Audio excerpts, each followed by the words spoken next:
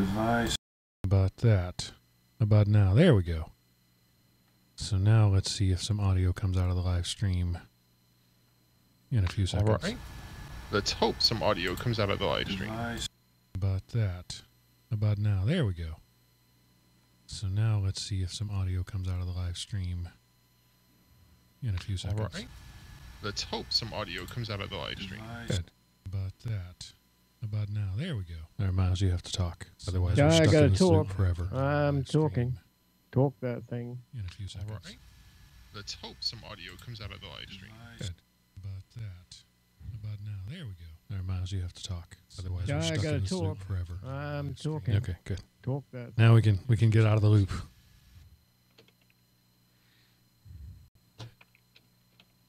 You know, just every now and then, software says, "What settings?" I don't know what you're talking about. Settings? What settings?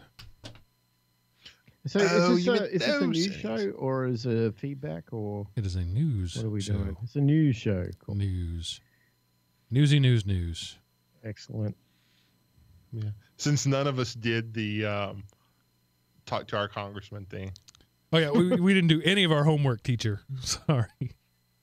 Dog ate mine. All right. I guess we're ready to do this thing. Begin your local recording devices at this Yep. time. Yeah, it is. The way it works. Okay. Spinning up the whatever I'm spinning up. And I don't know why my video is so jittery, but I don't care. For the 7 people that watch this, I'm sorry that the video is lower quality than normal. I don't What? know We're it moving is. up. Yeah.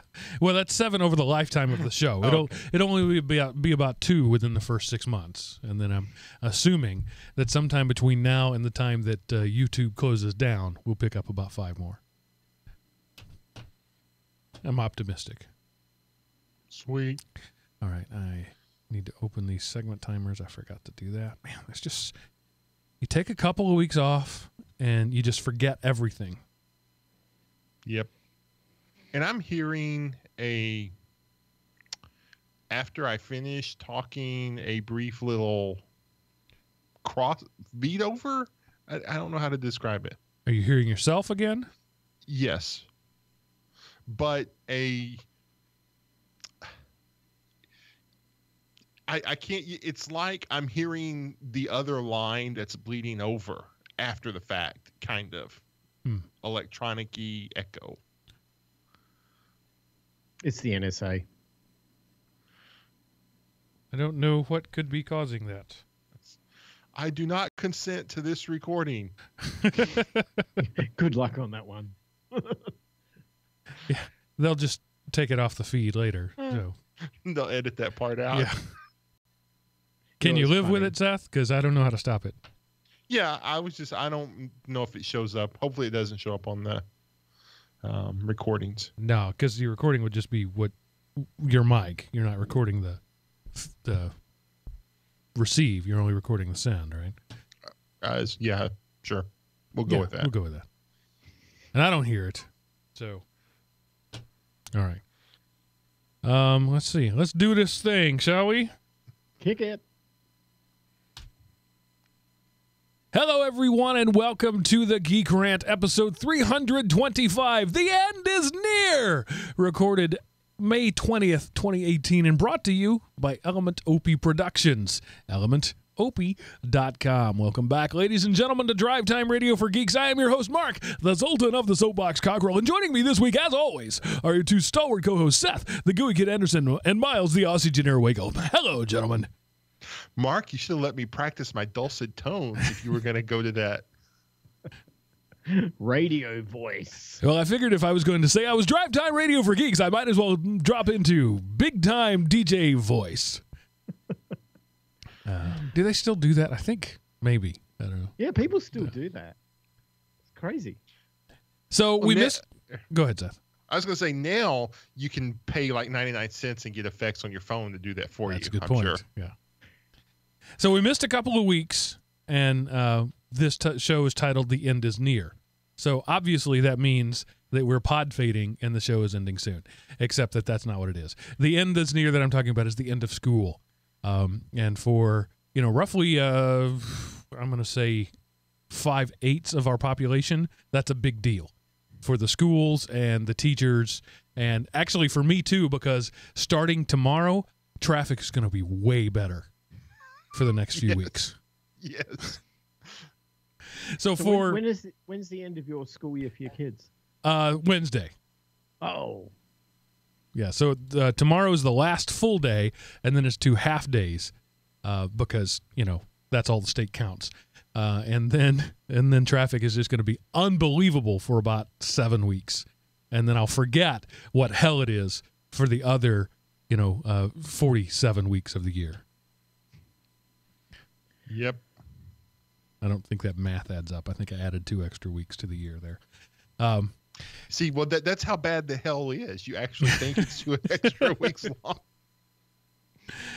For a long time when I was in school, the end of year meant everything, right? And then for teachers, I always joke that my wife never got out of school. She went from elementary to middle school to high school to college back to elementary school. She just never got out of school. So that's the circadian rhythm of her life, August to May. And so it's a big deal to her. And then, I work in the quote unquote real world, and the only thing that matters to me is traffic. Right. All right. But and anyway, you pay extra for babysitting, right? Yeah, there's that. So I apologize for the unannounced hiatus. But Sunday 2 weeks ago, there was a band thing, award show thing. When you have kids in high school, you have to attend these things. It's like a legal document that you signed where you have to do it. And I didn't know about it until like the Wednesday before that Sunday. So I didn't have time to prepare you, the listener, about it. And then the next week was Mother's Day, and we couldn't record then because I like being married. So that's why we had 2 weeks off. But we're back, and no, we're not pod fading. We may be taking some time off in the summer, as we like to do, but we're still going strong for the most part. So. Yep. Oh, yeah, we're still here. And then the only other thing I wanted to talk about is all the kerfuffle about Prime going up $20. It's still a bargain. At twice the price, it would still be. If Prime were $225 a year, I would still pay for it, and it would still be a bargain.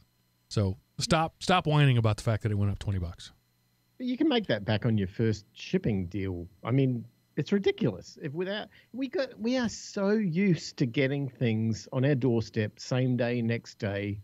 I mean, come on, this is getting stupid. Yeah. Remember the days when it used to take a week to get something? Well, it's not like that. So enjoy it. Yeah, so I was buying some new shirts the other day because I have lost some weight and my shirts no longer fit. So that's awesome. But I went to a website specializing in fat men's clothing, and I loaded up my cart, as I often do, and I went to check out, and it was like it'll be 6 to 8 days, and the shipping will be $14. What? And then that's what the rest of the world still is. But I'm so accustomed to Prime that just seemed outrageous to me. So did you then go look for the same shirts on Amazon and see, or I did. Are you that bad? I was unable to find them, so I stopped by my local store and ended up paying way more than that $14 shipping in the local tariff. But at least I was supporting a local business. Yay, Yeah, local business. Yeah. So that's all I got to say about that. Seth, what the heck is Out of the Dark? Okay, well, Out of the Dark is a David Weber novel. So he's the Weber. guy. He likes to use a paragraph to describe something when most people would use a sentence. But this is it's one of his standalone novels. It's a Cowboys and Indians thing where Earth plays the part of the Indians and the extraterrestrials play the part of the Cowboys and he sets it up really neat where they're not expecting industrial civilization. They're expecting gunpowder just started, that kind of stuff. And so they're coming here to a planet with armies who have been fighting each other. And so, but of course they slowly get the upper hand, and then there's a Deus Ex Machina moment at the end that was totally unexpected, which I thought it was really cool, and it explains. Spoiler alert, by the way. Oh, come on. What story is there where there's going to be a Deus Ex Machina moment in Avengers 4? I know. So, but it was interesting the way they did it. It was interesting, the first contact where the humans aren't the all powerful ones. We're the ones who are getting kicked. And anyway, I like his style of writing. Sometimes he gets old when he's in the 50th book of an 8-book series, but for a standalone 1-book shot, I've always enjoyed his work. And Out of the Dark, if you like science fiction, military science fiction, you should give it a try. All right, I will try it out. Well, just this week, I pre-ordered a book I can't even remember the name of, but it's by the author of some of my favorite books, the Bobiverse series. I can't even remember the name of the author at the moment, but I enjoyed those books so much that Audible said, this pre-order's available, and I said, yes, thank you. So I understand loving an author, and David Weber is hit or miss for me. I mean, sometimes I really, really like his stuff. The Prince Roger stuff was really good. That was David Weber, wasn't it? Or am I confusing? That was The Empire Man with him and John Ringo. Ringo, yeah. Yeah, that one was really good. And Ringo is another one, too, that sometimes I just love his stuff and sometimes I don't. And sometimes when he and David Weber team up, you get the best of both of them. Sometimes you get the worst of both of them. Yeah, Ringo on his own is good for a 3-book series. Once it goes over 3 books, you kind of get old of those characters. I tend to agree. And David Weber, you know, his Honor Harrington series, he originally envisioned it for 8 books where the main character died halfway through the story, his story arc.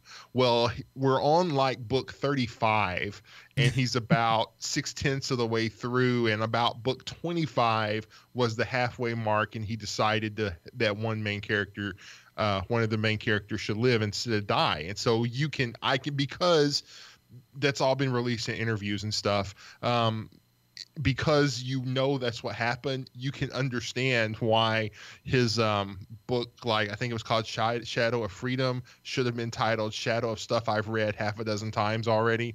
But so yeah, he gets a bit wordy once he goes past, I don't know. His problem, it wasn't so much that he got wordy, it was like the characters you knew got so senior that, there's no, an admiral in charge of the whole Navy isn't going to be on a single starship out in the middle of nowhere. So you keep getting larger and larger cast of characters with at least with his Honor Harrington series. But she's still my girlfriend, and I spend more time with her than I do any real person. So still like him. Yeah, the Bobiverse books, Dennis Taylor, I had to look that up. And all of his stuff has been exclusive to Audible. And I read an interview with him, and he was like, I'm not really a fan of exclusives, but Audible just kept adding zeros to the check until I said yes. It's like, I can't argue with that. That's sound logic right there. Yeah, go for it. That's why, we're going way long in our 5-minute warm-up section, but that's why we still have Robert Downey Jr. as Iron Man. After Iron Man 2, he said, I'm done with this. I'm never going to put the suit on again. In fact, Iron Man 3, he blew up all the suits. That was supposed to be the end of it. And then they just kept adding zeros to the check. And there have been, 7 movies since then, heavily featuring Robert Downey Jr. as Iron Man. And he still keeps showing up for work, I guess. Yep. All right. So, Miles, farmers got to be farmers. Yeah, I'll do real quick on this because I could go on forever about this. So I'm driving down south, right? I live in Arizona, heading down the freeway, and I noticed something very interesting, which I had not seen before. If you go down south in Arizona, it may well be the same in Texas. It's probably the same in New Mexico. It's probably the same in California. Within 10 miles of the U.S.-Mexico border now, there are literally 10 to 15 miles long warehouses, cold storage warehouses built on the U.S. side of the border. They're all brand new, and it blew me away. I could not believe what I was seeing. I'm driving down there. I'm seeing these warehouses. I'm like, what is going on? And then we happened to cross over the border into Mexico. We were down there for a week. And on the way, all I saw on the other side of the road coming the opposite way is semi-trailer after semi-trailer after semi-trailer, and they're all with produce. And it's just out of control. And what I realize is we've stopped letting Mexican farm workers working on U.S. farms. So what happened? All the farmers went down to Mexico, bought a bunch of land, and they're growing all the stuff, and they're driving it back over the border, sticking it in these cold storage warehouses and driving the trucks back to Mexico and doing it over and over and over again. So Yeah, I just wanted to point that out. It's an observation, but it's huge. And if you think you want to build a wall, good luck, because you've got to eat. And I don't know how you're going to get fed if there's a wall between you and the produce. But that's where it all is down. People is down there, down south. And that's a case where, just off the top of my head, I can't really think of anybody who's losing in that scenario. It's the same farmer producing the same crop with the same laborers. Exactly. So it's not like they're taking American jobs. Those jobs were never American jobs. So, I guess I'm okay with that. It's less efficient for sure. So maybe that's why produce is going up. I tell you what, if you're ever looking at a business opportunity in the United States in the next sort of 20 years, it's in the distribution business. Right. Because that's what we don't have to make it. We have to distribute it. And that's what these guys have got down so well. It's absolutely outstanding. But anyway, I just wanted to throw that out there because it blew me away when I saw it, and I'm still trying to work out what's going on. Now, y'all know that the EPA has nothing but the health and safety of the American public in mind. And so those crops aren't grown under the watchful eye of our benevolent, magnificent federal government. And we have to trust other people to not do weird stuff to the crops, because if there's that much coming in, we can't expect them all. So golly, how do we know we're not going to die tomorrow? Yeah. There, we'll come on, eat there's a softball. we'll eat our Somebody- lead-encrusted Barbie dolls from China. I don't know. The real issue with a model like that is when one of the ancillary subsystems break down. Fuel refinery catches on fire, and we can't fuel the South like we can, and all those things just rot, or the power grid goes down for just 24 hours. That's all it would take for all of that produce to be ruined. So the problem with just-in-time inventory is you count on everything going just right. It's like being in traffic at 70 miles an hour in moderate traffic. Everything's going exactly right, and all it takes is one thing to go wrong. Yep. Yeah, and of course, I'm trying to think. There's never been a day that there hasn't been a major wreck in a major city. I mean, You pick a city, in Dallas, there's a major wreck there every day. Houston, and this is at least one major wreck there every day. Any major city is going to have at least one major wreck every day, and it turns the rush hour from 2 hours to 4. And and so when you're doing just in time stuff, all the laborers you hired to unload the stuff, they got to stay late, and and you're paying overtime, and it's lost wages. But and here's the but, Mark, that you're not counting on. You're missing the bonuses that the C-level executives get for implementing the just-in-time inventory system. So you've got to add that to the other side of the equation to balance it out and make it a win-lose for everybody. Well, as long as the rich guys get richer, that's what really matters. I think so. So let's talk a little bit about some news, shall we? Shall we? And apparently Mozilla is going to cure the internet. Yes, I came across this and I thought it was cool. So Mozilla has they really lost a lot when they lost their Google thing. And so they're trying to get themselves out there in the public eye. And they have released a kind of state of the health of the internet report.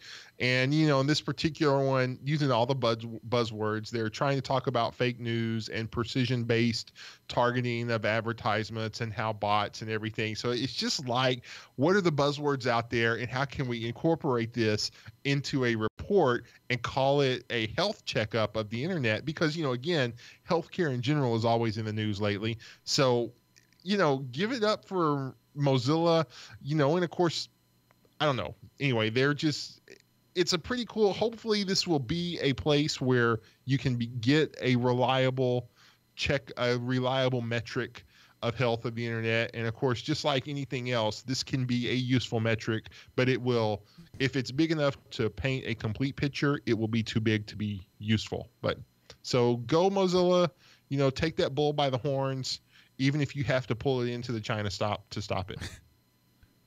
I think I like the health analogy. A lot of people have noticed in their own lives that when they get tired, like not just I need a nap tired, but like exhausted for a long period of time, they get sick. And you'll hear that people say all that anytime I'm under stress or whatever it gets. The thing is, you've been sick. You've had this bacterial infection or maybe a viral infection that your body has been fighting successfully for years, possibly, and you didn't know it. And when you deprive your body of the proper nutrition and the proper rest, for a time, it's unable to fight. And so the virus or the bacteria wins, and you get sick. And so what's the prescription? You go home and you go to bed, and you give your body what it needed. You get better nutrition and you get rest, and then suddenly you feel better. But it's always there. And so the internet is kind of like that. There's still, I love you worms and NIMDA running around out there. And the internet is just constantly fighting that sort of stuff. And it's always there. It's sort of, what is it? Steve Gibson calls it background radiation on the internet. It's that virus that's always there, and the internet is always fighting it. But sometimes I think there's fatigue factors that bring these things to light. And I like the analogy, but it's also, in a lot of ways, I think much ado about nothing at the same time. Electrolytes. It's got what plants crave. Sorry, you were right. I had to. Any thoughts, Miles? Or are you just going to let this one go? I think we're a little overblown on the internet, to be honest. I mean, there's a lot of, it seems like the whole, I was having a discussion with somebody about this week. I do remember the day when small businesses who had to go and advertise their products and services would look at all of their options, right? And they'd look at how they could reach a message to their community, whether it be local or national. And they'd look at like direct mail campaigns and radio ads. And God forbid they might be able to afford a television ad, but, that was really expensive. Those barriers of advertising have all gone because now you've got the internet, which becomes the means in which they can spend their annual advertising budget. And Google will gladly take their money, happily. So will Facebook.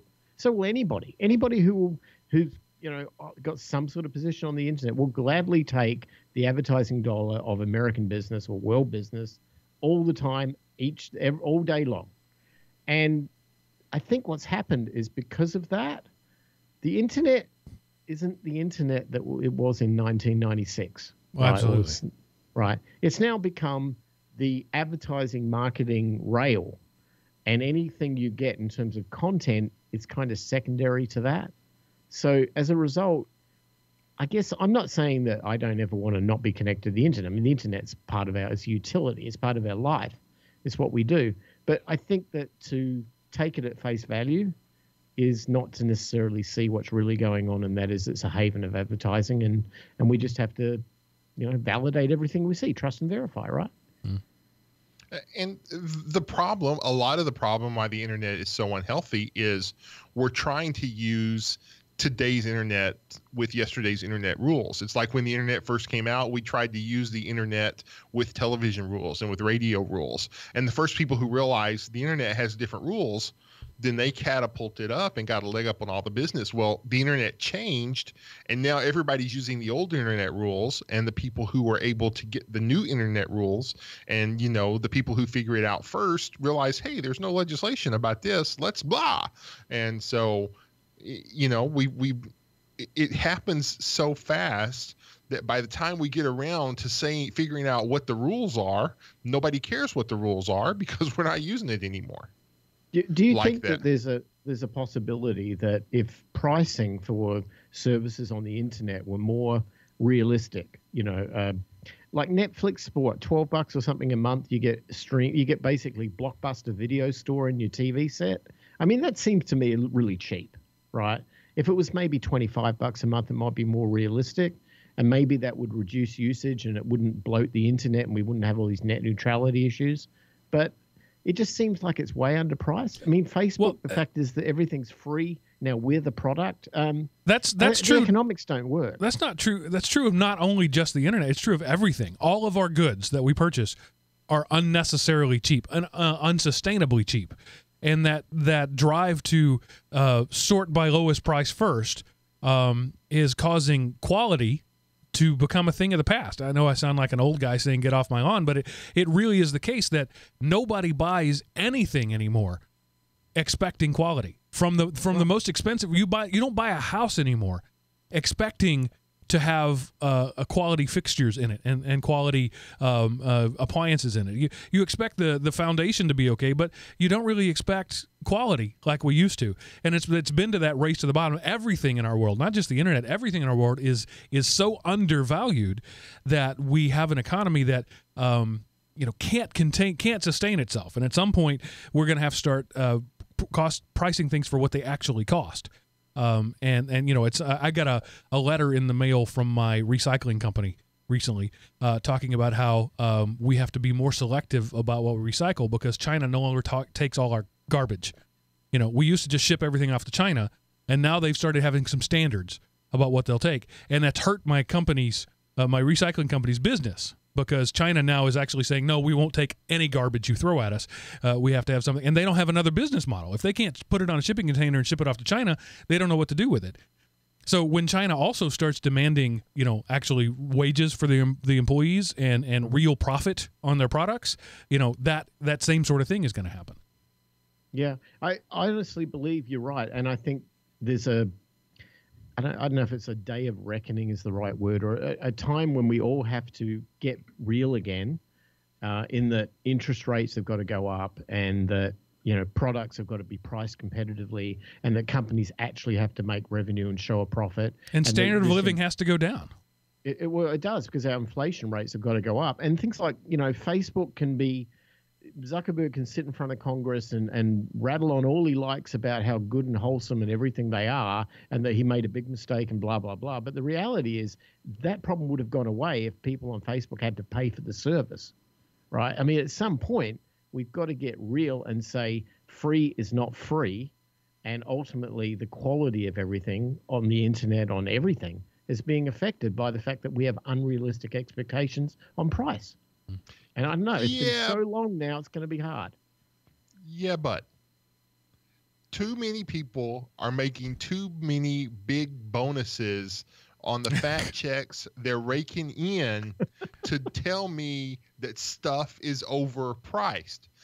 Like I say, people are, you take it to the wholesaler and then to the distributor and then to the retailer, and every one of those people get a cut. Well, now we get the wholesaling price through Amazon, basically, and we cut out those middlemen, but yet we haven't dropped the price down that much. So, I mean, there is part of that, but then also the problem is the internet has made everything it's made it possible for more people to grasp. And one of the first things that the majority of people grasp is greed.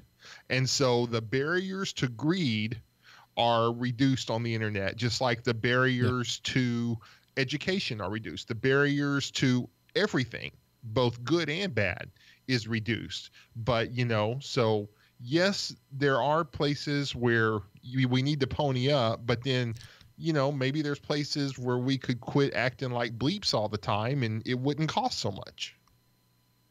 Well, you two have both. I agree. You two have mentioned the two things that go into our next story perfectly: Facebook and barriers, and that's exactly what Mozilla wants to do. They want to wall off Facebook from the rest of the world. Yeah, and so again, I didn't try to make this a Mozilla-centric podcast. It just, the stories I found came up this way. So they have introduced a browser extension that they are calling a Facebook container. This is because Facebook and the company got access to all the data. Well, now they're trying to, one of the things Facebook does is it uses your email address, and every site you go to that has a little Facebook like button, there's metrics on you visited that and they can track it to your account. Well, this kind of walls off Facebook somehow, I guess, by blocking that bit of JavaScript execution from happening on that web page. So now they don't get as much, or it probably just means that somebody has to go click 2 times instead of just once to aggregate the same data. But if you're a tinfoil hat person, or you want to go for a little tinfoil body wrap, maybe the Facebook container Firefox browser extension might be for you for $19.95. No, I think it's free. So anyway, that's what go Mozilla. They're getting themselves out there. They're latching onto those buzzwords, and they're trying to make themselves relevant again in the browser world. Until Mozilla becomes the evil corporation. Pretty much. Yeah. I'm fine with this. This is something anybody could do just by using, you could have a Mozilla browser or a Facebook browser that you don't do anything else with. You pick Chrome or Firefox or IE and say, this is my Firefox browser, or use any one of 100 different sandboxing apps. So this just makes it easier for the average person to do it. But my concern is that the average person won't care. So the people who care already know how to do this. The people who most need to do this won't care to do it. But the people who do care and their circle of friends that they support who don't care, the next time at your place, I'm just going to install this and poof. Now all of a sudden it's amazing. Facebook can't hear your microphone on your phone or TV anymore, and they don't know what your How did Facebook know? Because you went to Amazon and typed in how much do shoes cost, and then you go to Facebook and there's ads for shoes. Who knew? But now it's like, wow. How did you block Facebook? So, we can set ourselves up as security experts and make up some initials to go after our name, and we can ride this Mozilla browser extension into financial independence. Well, you went and had an IV injection of cynicism over our time off, didn't you? I'm telling you. These stories, man, they just set up. I wasn't even thinking about talking about them this way when the show started. It just... And then it's good to be alive. In the case of millennials whining, iOS developers are pissed off that Apple created an entirely new market and gave them all the money that they've ever made. That's my take on the story. Okay, well, my take on this story is Apple is going to make you an offer you can't refuse. If you should happen to want to distribute your services through our network, it's going to cost you a little bit extra because, you don't want Guido to come by and scramble your code or anything. And so the iOS developers, they are forming a union. And if you care about this, you can go to the developersunion.org and find out all about this. But they want to... what was it they say? They are looking at as a means to put pressure on Apple, Google, and other owners of application stores to take better care of developers. And, if you don't want a bunch of fart apps and a bunch of stupid games to pay to play unless you grind for 2 weeks, then maybe have some little bit equitable sharing of the ad revenue that you are generating. Because otherwise, when you install a flashlight app on your phone, why in the world does it need access to your networks, your contact list, and, your social media accounts? Okay. And my rebuttal is wah. You knew what the Apple developer agreement was when you signed up. You knew they were taking a 30% cut the day you paid money to have the privilege of them taking a 30% cut. And now you want to complain about the fact that they're taking a 30% cut. They invented the market in which you make your living. If you don't like it, go somewhere else. Miles, what do you think? As a developer. I agree. I hate unions. I hate them because I've come from a country in which unions ran everything. The shipyards, the transport, the teachers, the everything. And constant strikes. In the 80s, it was strike after strike, and nothing got done. Productivity was at an all-time standstill, and it was embarrassing, and it was disgusting, and I'm not a fan at all. On the other hand, look, there's a lot of unrealistic expectations for developers. They go into this thing, they get taught this, they get fed this bill of goods at college. Go and do a STEM thing. Go and become a coder. You'll make out like a bandit. You'll be rich and famous and all this sort of stuff.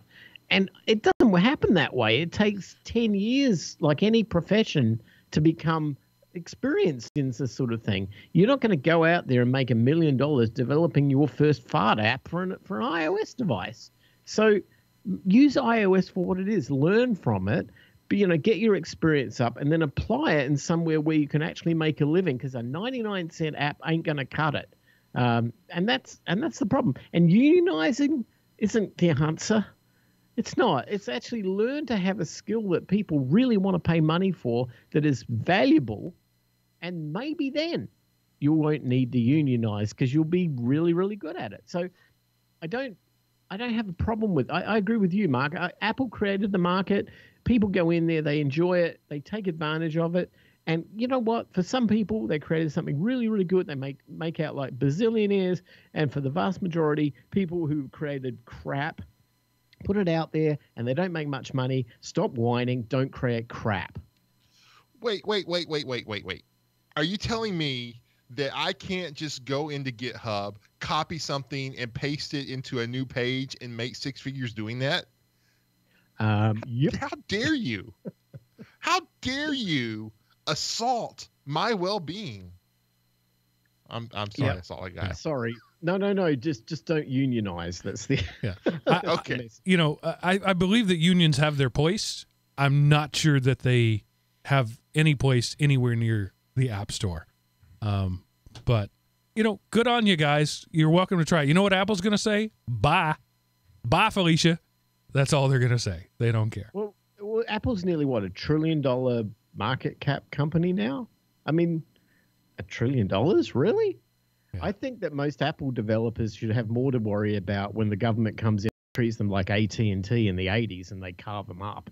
Because that's the next step. If there's something you're going to worry about the fact that Bitcoin is consuming all the energy, all of it. Okay, so by the end of 2018, Bitcoin will be using approximately 0.5% of the entire world's electricity. So I think that this is a good thing. If it's taking that much energy to keep the network secure, then surely that is worth something. And the Bitcoin that I buy today for $7,000 should be worth at least $70,000 or $80,000 by the end of the year. I mean, look at that stored value that we're getting by sucking up all the electricity from, I mean, come on, heat your house. Who needs to do that? Hey, if you need to heat your house, just put a Bitcoin miner in there. Problem solved. And look at that. You're using two purposes. You are making money mining, and you're saving money by not having to run a heater.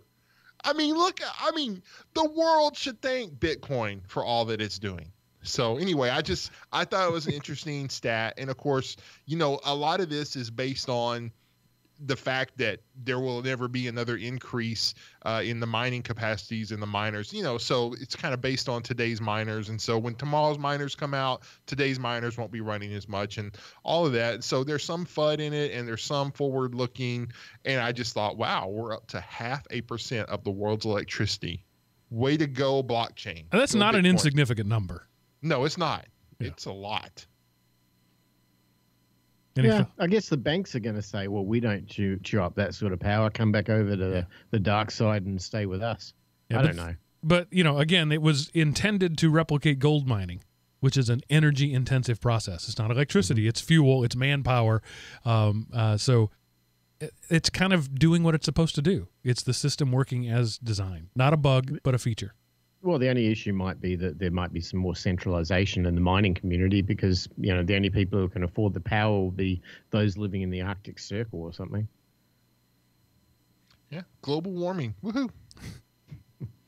And politicians stumping for net neutrality. I'm so confused.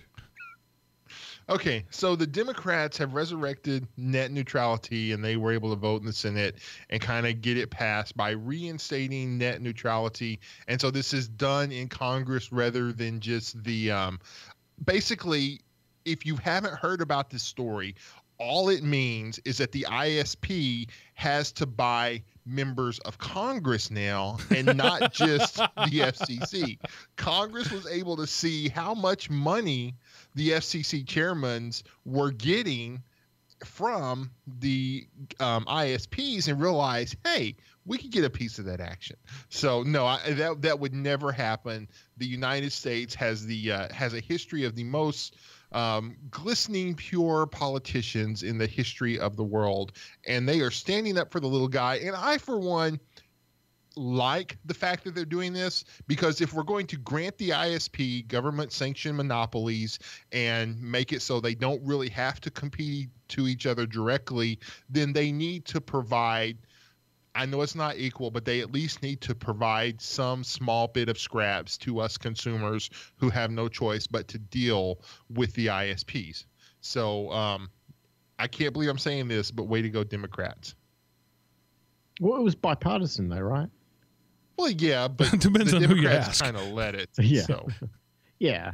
I mean, look, yeah, I think this whole net neutrality thing should be, look, the way I look at it, it's probably a good thing, you know, in terms of having a free and open internet and all that stuff.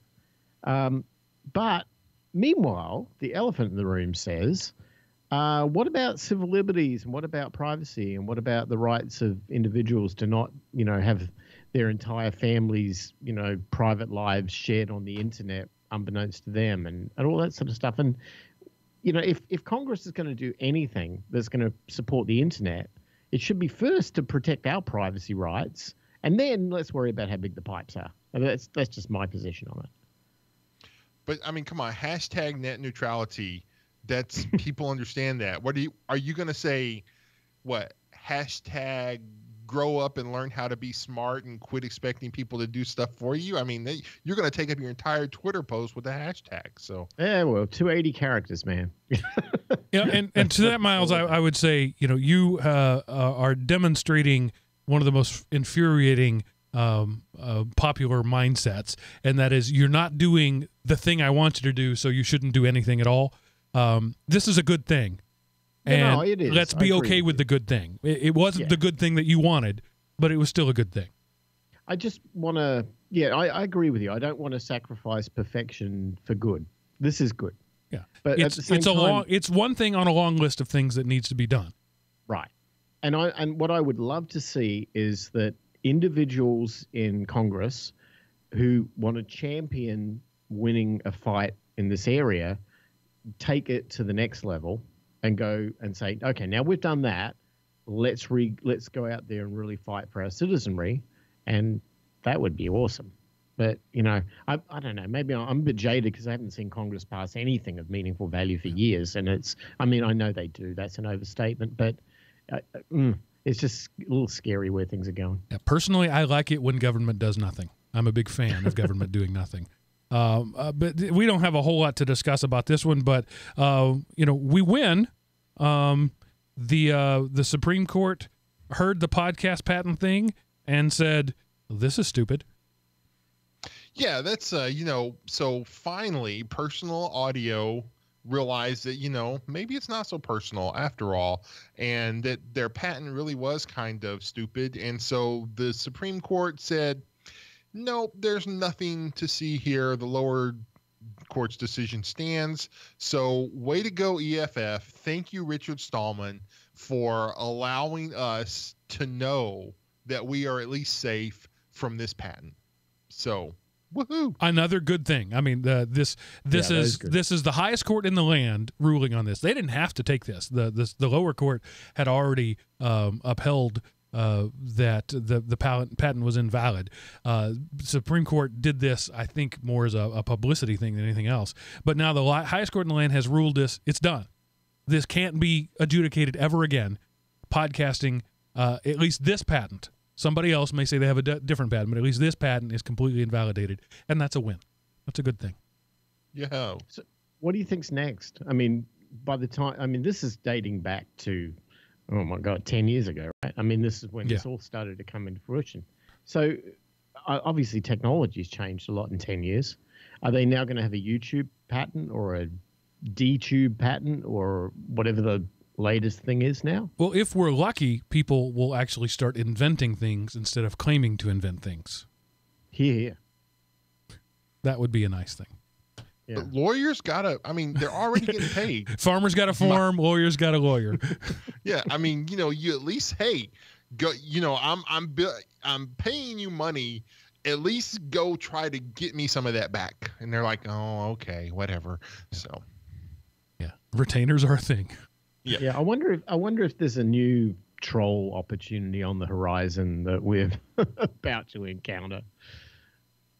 Yes, we just don't know what it is yet. Right. But what I need to know right now, Seth, is what happened this week in history. All right, Mark. Well, I wanted to let you and the fine folks over at Element OP Land know that on May the 22nd, 1980, It's Happy Birthday Pac-Man. So Namco's upcoming game Puck-Man is location tested in a movie theater complex in Japan. After favorable initial testing, the game is slightly tweaked, with the most major change the renaming of the game to Pac-Man, because Midway thought that vandals would alter the letter P to F, and we all know what that would land.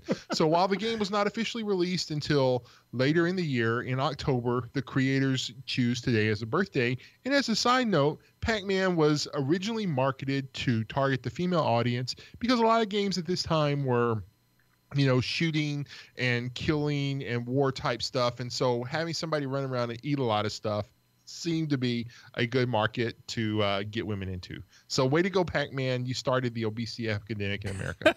Happy birthday.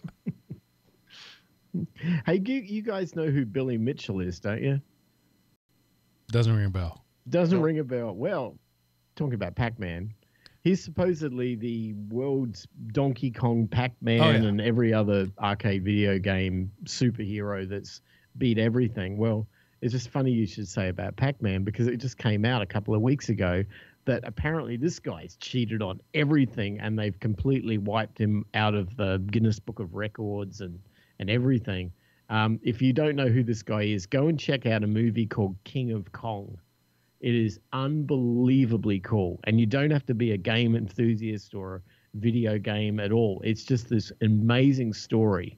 And this guy he's a total douche. I mean, he is a total. I mean, it's amazing. And the fact is now, only a couple of weeks ago, everything he ever did was invalidated. There are cries and cheers being heard on the internet, and will be for the next 12 months over this. So there you go. Well, there you go. Cheaters never prosper after 35 to 40 years. Right. And now, Seth, what do you have to lower my productivity this week, thus making you seem like a better hiring option? All right, Mark. Well, if you've ever found that one person who seems to know a little too much of the internet, you can go to internetlicense.org and just stop them right in their tracks.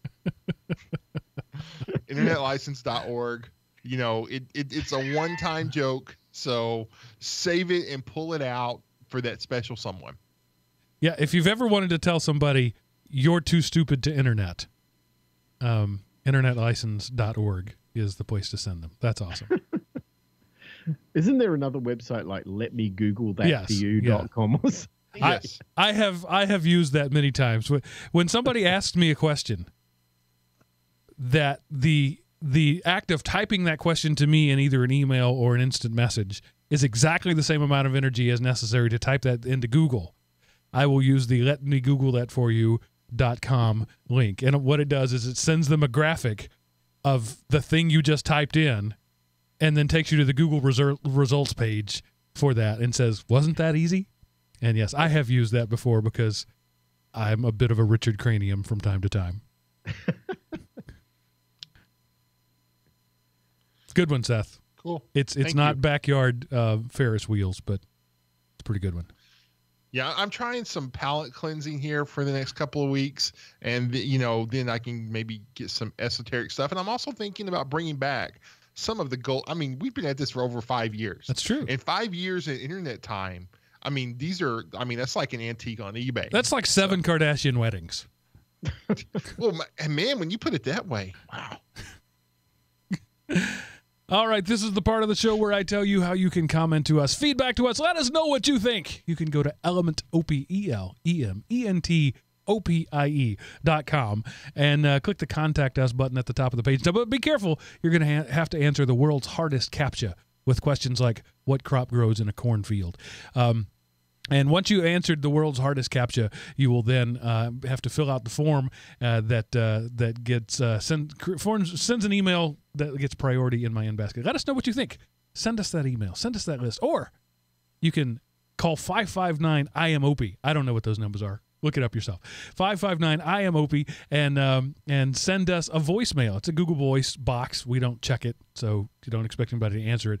But you leave it there. Again, I'll get an email telling me, hey, check this out. And we'll probably play that on the show. Or you can just skip all of that mumbo-jumbo and send an email to geekrant@elementopie.com and let us know what you think. Or If you happen to be using the Castback app, as I recommend that you do, just click the plus button right there during the show. Leave your comment while listening to the show.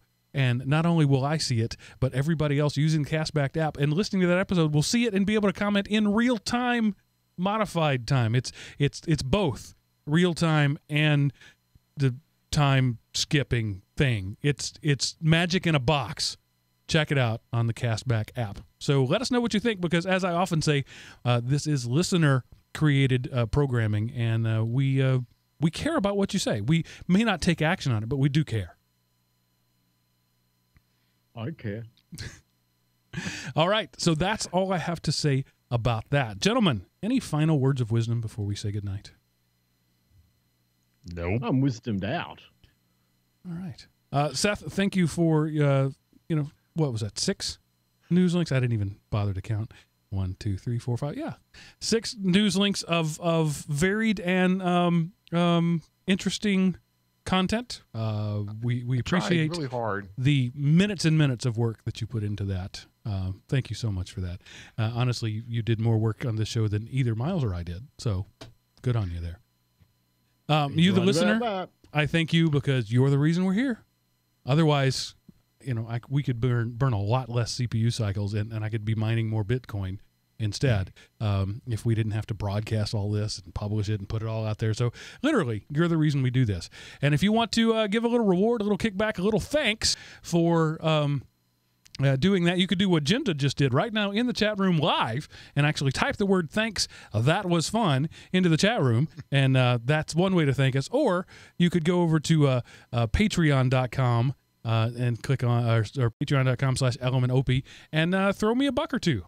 And that would be appreciated. Or you can use the tip jar over at elementop.com. Let's face it, I just want your money. That's the only reason I'm here. I'm just waiting to get rich and famous. 5 years now I've been doing this, and I haven't figured out how to get rich and famous doing a podcast. I've pretty much decided that there's a 2-step process to becoming a famous podcaster. Step 1 is become famous. Step 2 is start a podcast. So I'm still working on that step 1. I got step 2. I kind of got the cart before the horse there. But anyway, I would appreciate it if you gave us some money. That's all I have to say about that. Alrighty then. All right. I paused there for effect just to make sure that there was nothing else anybody else had to say, and it appears as though they don't. So thanks, everybody, and we'll see you next week, because that's it for this episode of The GeekRant. Toodaloo. I don't know why my focus just went away. It's like you're there, and then no, you're not. Oh, well. That works. So, are we recording next week? I have no reason not to at this point. I can't, but you guys are, I think. Yeah. Okay. Yeah, you can. You're just choosing not to. I mean, let's be honest. You won't want to hear the noise that'll come from where I'll be sitting at the time of recording. Well, that's the thing. You are making a choice. You are choosing. I'm choosing 232 miles an hour down the straightaway. Sorry. Yeah, I mean, don't cop out and say you can't. This is a choice you're making, buddy. You're elevating a sport above bros. Bros before sports. I know something. But Miles, I'm telling you, you take a little portable tablet like I did when I went to LinuxCon, record, have a couple little 2 or 3 question interviews with people, bring it back. We'll do a future podcast with it. And then that whole trip is a business expense. Oh, trust me, Trump knows that I'm over there just to do business. Actually, I think it would be fun to have a recording of rah rah with in there, and just say this was Miles' interview. That would be fun. Yeah, I could try that. I could whip out my phone in the middle of the. Yeah, that would. Mm-hmm. It's like, I love it when people go to concerts and then put the video on YouTube or Facebook. Like, we can hear anything. It just sounds like. I'm glad you're enjoying the show, but don't put that on Facebook. There's no point. I know, and they're just sitting there with their phone up like this. Is right. Like, watch the show. Yeah. Yeah. How was the show? I don't know. It looked good on my 5-inch screen. It was really impressive. But sometimes like you got to hold the phone up there so you can see it. When I went to Hawaii, there was a submarine tour that I went on, and the porthole to see through was, obviously these subs weren't designed for people who were 6'3" and weighed, north of 300 pounds. So the only way I could see out the porthole was I had my phone taking pictures and swinging it back, because there was not enough room for me. When I bend over to look at it, I'm hitting my head about a foot above the porthole. And so I can't get down low enough. And so I'm taking pictures and looking. So that's how I did the submarine tour.